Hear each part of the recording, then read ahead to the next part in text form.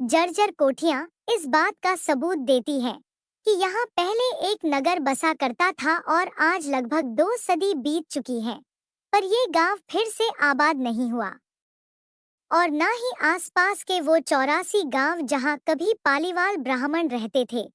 वो पालीवाल ब्राह्मण जिससे गांव की मिट्टी समृद्ध हुआ करती थी। तो फिर ऐसा क्या हुआ जो रातों रात ये गांव खाली हो गया? क्यों आज 200 साल बाद भी लोग शाम के 6 बजे के बाद वहां जाने से कतराते हैं? आखिर कुलधरा के इतिहास में ऐसा क्या धंसा जिससे लोग आज भी खौफ खाते हैं? क्यों दिन में भी लोगों को वहां चूड़ियों की खनन और पायलों की आवाजें सुनाई देती हैं? क्या ये सब आप नहीं जानना चाहेंगे? मैं मिल गया। अब तक की कुलधरा की सारी बातें मैं अपने मोबाइल के सोशल मीडिया प्लेटफॉर्म पर सुन रहा था। आसपास में बैठे उसके बाकी दोस्त भी उसका चिल्लाना सुन उसकी तरफ आकर्षित हो गए। उसमें से ही एक, आदित्य, ने मुझसे कहा, आदित्य, क्या मिल गया ऐसा जो तू चिल्लाने लगा? मैं, अरे आदित्य, बता रहा हूं ना, एक ऐसा कॉन्सेप्ट मिल गया है जिससे हमें एक बड़ा हिट मिल सकता है। जैसलमेर का एक गांव जहां से रातों रात 5,000 लोग गायब हो गए थे। अभी प्रबल ने अपनी बात पूरी की ही थी कि सोया बोल पड़ी। सोया, तुम कुलधरा की बात कर रहे हो ना प्रबल? उसकी बात पर प्रबल एकदम रोमांटिक अंदाज में कहता है, Prabal, yes my dear baby, you got it very right. तभी बात में खलल देते हुए विमान कहता है, विमान, क्या यार, तुम लोग भी पुराने जमाने के गांव में फंसे हो? आजकल ओइजा का ट्रेंड है। इस रूम में बैठे बैठे हम आसपास की आत्माओं से बात कर सकते हैं। प्रबल, अरे विमान, ओइजा से तुम बस एक आत्मा से कम्युनिकेट कर सकते हो। लेकिन लेकिन कुलधरा के उस खंडहर में ना जाने कितनी ऐसी आत्माएं मिलेंगी। और अगर नहीं भी मिली तो क्या हुआ? लोकेशन इतनी खतरनाक है कि 2-4 मिलियन व्यूज तो आ ही जाएंगे। प्रबल की इस बात पर आदित्य ने हंसते हुए कहा, आदित्य, दिन में क्या ही फुटेज मिलेगा? जोया ने लपकते हुए कहा, जोया, पर हम वहां रात में भी तो जा सकते हैं, है ना? ये कहते हुए जोया की आंखों में एक अजीब सी चमक थी, जैसे कि वो कुलधरा जाने को बेताब हो।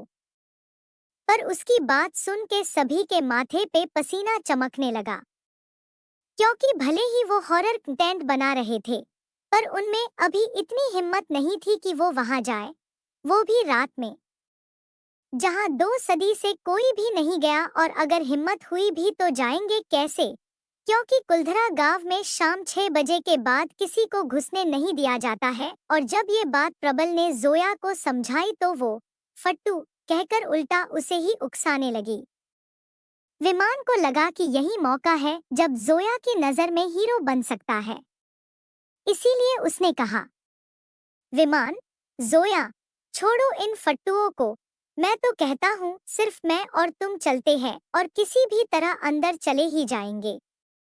विमान की बात सुन प्रबल भी चोरी छुपे कुलधरा गांव में घुसने के लिए मान जाता है, क्योंकि वो नहीं चाहता था कि विमान और जोया थोड़ा भी करीब आएं। अगली सुबह सभी गाड़ी में कुछ जरूरी सामान लेकर कुलधरा के लिए निकल जाते हैं। वहां पहुंचने से कुछ किलोमीटर पहले उन्हें कुलधरा का एक साइन बोर्ड दिखाई देता है और उसके थोड़ी दूर आ गई एक बुढ़िया, जिसके पास पहुंचते ही प्रबल गाड़ी रोक देता है। गाड़ी का शीशा नीचे कर जैसे ही जोया उस बूढ़ी औरत की तरफ देखती है तो सख्त लहजे में उनसे कहती है, बुढ़िया, क्यों आई है यहाँ? चली जा यहाँ से, तेरी वजह से ये भी मारे जाएंगे। उसकी इस खतरनाक आवाज को सुन प्रबल ने गाड़ी को आगे बढ़ा दिया और जोया से कहने लगा, प्रबल, लगता है तुम्हारी दूर की वासी है, बहुत दिन से मिली नहीं है, इसलिए तुमसे गुस्सा है। उसकी बात से सभी गाड़ी में हंस पड़ते हैं, पर जोया की नजर गाड़ी के बैक मिरर पर जाती है जिसमें वो बूढ़ी औरत को देख रही थी। पर देखते ही देखते काले धुएं में वो बूढ़ी औरत गायब हो जाती है। कुलधरा गांव के दरवाजे पर पहुंचते ही चादर ओढ़े एक आदमी ने गाड़ी को रोक दिया और अंदर जाने के लिए कुछ पैसे लेते हुए कहने लगा, आदमी, शाम 6 से पहले लौट आइएगा क्योंकि उसके बाद दरवाजा बंद हो जाएगा। क्योंकि उसके बाद तो यहाँ कुत्ते भी भौंकते हुए नहीं मिलेंगे। प्रबलो गाड़ी को अंदर ले लेता है और कहता है कि वो टेंशन ना ले, क्योंकि ये चारों दोस्त तुरंत अंदर जाकर वापस आ जाएंगे। लगभग 5 बजे के बाद वो गाड़ी बिना कहीं रोके कुलधरा गांव से बाहर निकल जाती है। वहां के लोग भी वहां से घूम के जा चुके थे। इसीलिए ठीक 6 बजे उस आदमी ने कुलधरा गांव का दरवाजा बंद कर दिया और फिर बिना पीछे मुड़े वहां से चलता बना। धीरे धीरे रात के अंधेरे ने कुलधरा गांव को घेरना शुरू कर दिया था, पर ना जाने क्यों प्रबल वापस से यहाँ पहुंच गया। लेकिन गाड़ी से सिर्फ प्रबल और आदित्य बाहर निकले। एक के हाथ में हथौड़ा तो दूसरे के हाथ में कैमरा था, जिससे वो दुनिया भर को ये दिखाना चाहते थे कि वो है असली फियर डेवल्स, जो कुलधरा जैसे हॉन्टेड विलेज में भी रात गुजार सकते हैं। इधर वो दोनों दरवाजा का ताला तोड़ रहे थे ताकि वहां पहुंच सके जहां उन्होंने जोया और विमान को छोड़ा था, ताकि वो शाम 6 बजे से उनके पहुंचने तक का शॉट ले सकें। उन दोनों ने कुलधरा गांव के अंदर जगह जगह पर कैमरे सेट कर दिए ताकि पूरे रात की एक्टिविटी कैमरे में कैद हो सके और विमान को भी अच्छा मौका मिल गया। वो जोया को अपने दिल की बात कह सके, इससे पहले कि वह पूरी तरह से प्रबल की हो जाए। दोनों अंदर अंदर घूमते घूमते उस घर तक पहुंच गए थे जहां से इस गांव के खाली होने की कहानी जुड़ी थी। जोया ने जैसे ही इस घर की चौखट पर पांव रखा, हवा का तेज झोंका चलने लगा। बंद अंधेरे कमरे से चमगादड़ों का झुंड निकलने लगा और चौखट पर खड़ी जोया के लहराते बाल ने उसके सुंदर रूप को विकराल बना दिया। वैसे तो विमान सभी चीजों से खुद डर चुका था, पर जोया के सामने हीरो बनने के लिए वह कहता है, विमन, जोया तुम डरना मत, मैं हूँ तुम्हारे साथ। ये कहते हुए उसने जोया का हाथ पकड़ लिया, पर जैसे ही उसने हाथ पकड़ा, जोया बेहोश होकर जमीन पर गिर पड़ी। एक पल के लिए तो विमान के होश उड़ गए और वो उसे जगाने की कोशिश करने लगा, पर जैसे ही उसे ये पता लगा कि जोया सिर्फ बेहोश हुई है, तो उसके अंदर का जानवर जाग गया और वो जीन्स टॉप में बेहोश जोया के सुंदर शरीर को ऊपर से नीचे तक निहारने लगा, उसके बगल में लेटकर उसे छूने लगा। पर इससे पहले वो कुछ कर पाता, जोया ने एक झटके में अपनी आंख खोली और उठ खड़ी हुई। विमान भी खड़ा होकर उसे समझाने की कोशिश करने लगा कि वो तो बस उसे जगाने की कोशिश कर रहा था। तभी जोया बोली, जोया, तुझे क्या लगता है सलीम सिंह, ये सब करके तू मुझे पा सकता है? कभी नहीं, कभी नहीं पा सकता है तू मुझे। ये कहते हुए जोया के शरीर पर वो कपड़े लिपट जाते हैं, जैसा कि आज से 1.5-2 साल पहले गांव की लड़कियां पहनती थी। इधर विमान का शरीर भी अकड़ने लगता है, मानो जैसे कि किसी ने इसके शरीर के अंदर प्रवेश किया हो, और वो भी देखते ही देखते किसी रांची के दीवान का अवतार ले लेता है। दूसरी तरफ प्रबल और आदित्य भी कुलधरा गांव के अंदर पहुंच गए थे और गांव के मंदिर के पास ही उन्होंने अपना सारा सेटअप लगाया, जहां से वो अपनी सभी वायरलेस कैमरे का लाइव फुटेज देख सकते थे। आदित्य अपने काम में लगा था, पर प्रबल के चेहरे पर अभी भी चिंता की लकीरें खींची हुई थी। एक तो उसे जोया को विमान के साथ छोड़कर जाना पड़ा और दूसरा कि अब वो बताई हुई जगह पर पहुंचे क्यों नहीं। तभी उसे एक आइडिया आया कि क्यों ना कैमरे की मदद से देखा जाए कि वो दोनों हैं कहाँ हैं। अभी प्रबल के मन में आइडिया आया ही था कि इतने में आदित्य ने चीखते हुए प्रबल को अपने पास बुलाया और उसके सर से टप टप कर पसीना बह रहा था, क्योंकि स्क्रीन पर उसके सामने जो दृश्य था वो किसी के भी रोंगटे खड़े कर देने वाला था। जिस गांव को वो खुली आंखों से खंडर देख पा रहे थे, वो उनके स्क्रीन पर आबाद दिख रहा था और वहां लोगों में चहल पहल भी थी। तभी उसकी नजर स्क्रीन पर जाती है जहां कोई उसे घोड़े पर नजर आता है। जब वो स्क्रीन को बड़ा करता है तो वो कोई और नहीं बल्कि विमान होता है, एक दीवान के लिबाज में, जिसने अपने आगे जोया को जकड़ रखा है और उनके आगे पीछे सैनिक भी हैं। प्रबल ये सब देखकर कुछ समझ नहीं पा रहा था कि क्या हो रहा है। आखिर इस वीरान गांव में इतने सारे लोग आए कहां से, और विमान और जोया ये क्या कर रहे हैं? ये सब सोचते हुए उसे किसी गहरे संकट का एहसास होने लगता है। तभी उसका ध्यान उसी स्क्रीन से निकलने वाली आवाज पर जाता है जहां सलीम सिंह के रूप में विमान कहता है, विमान, कुलधरावासी भले ये आपका गांव है, पर मैं हूँ आपका दीवान सलीम सिंह, जिसकी यहाँ हुकूमत चलती है। इसलिए मेरी सेवा करना आपका धर्म है, और ये लड़की जो इस वक्त मेरे शिकंजे में है, उसे अपना अपराधी समझने की भूल ना करें, क्योंकि इनका अपराधी तो मैं हूँ, जो इनके रूप और यौवन को देख नहीं रह पा रहा। पर मैंने इसे शक्ति से नहीं बल्कि प्यार से अपने पास रखना चाहता हूँ, इसीलिए इनसे शादी करना चाहता हूँ, और अगर किसी ने आपत्ति जताई तो मैं उनके विरोध में उसे भी अपनी इस तलवार से समाप्त कर दूंगा। कहते ही विमान ने जोया को नीचे गिराते हुए कहा, विमान, आज इसे छोड़ जा रहा हूँ, लेकिन फिर वापस आऊंगा।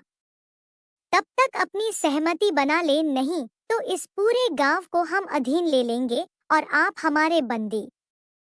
इससे अच्छा यही होगा कि इसे दुल्हन के जोड़े में तैयार रखें। इतना कहते ही विमान के शरीर में बसा वो दीवान अपने सैनिकों के साथ वहां से धमकी देकर निकल जाता है।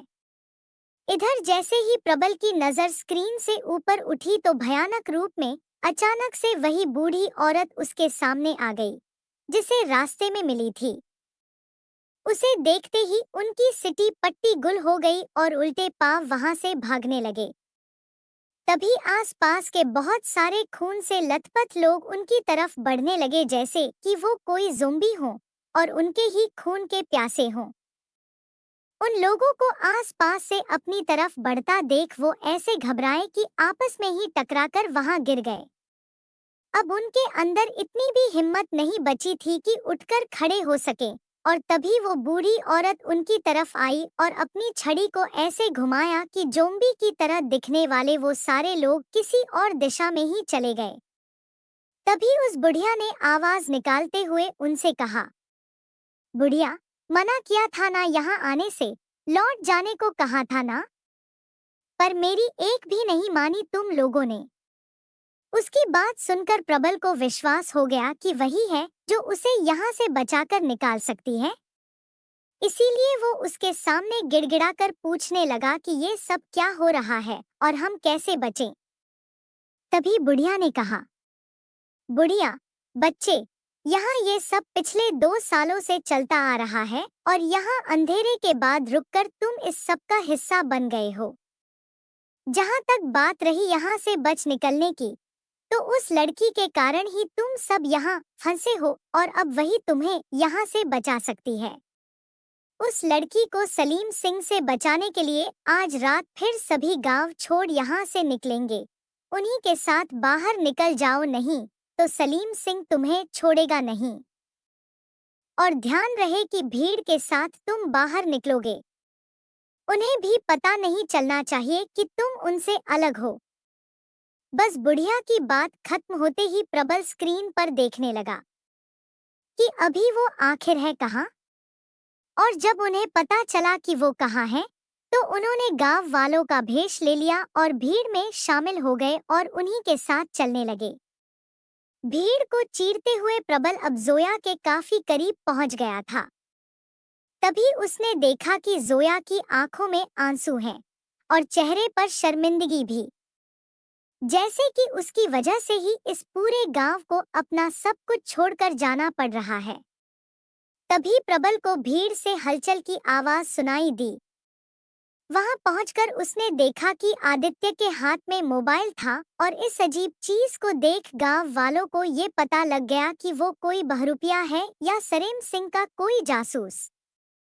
इसीलिए उस भूतिया गांव वालों ने एक एक करके उसको मारना शुरू कर दिया। इससे पहले कि प्रबल कुछ कर पाता, आदित्य ने खुद की जान ले ली ताकि प्रबल किसी की नजर में न आए।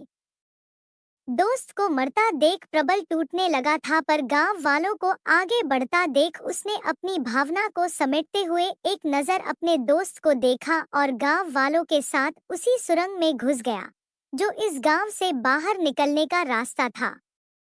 एक एक करके सभी उस सुरंग से बाहर निकलने लगे और सभी की जुबान पर एक ही श्राप था कि जिस मिट्टी को उन्हें छोड़कर जाना पड़ रहा है वहां पर कोई और नहीं बस पाएगा।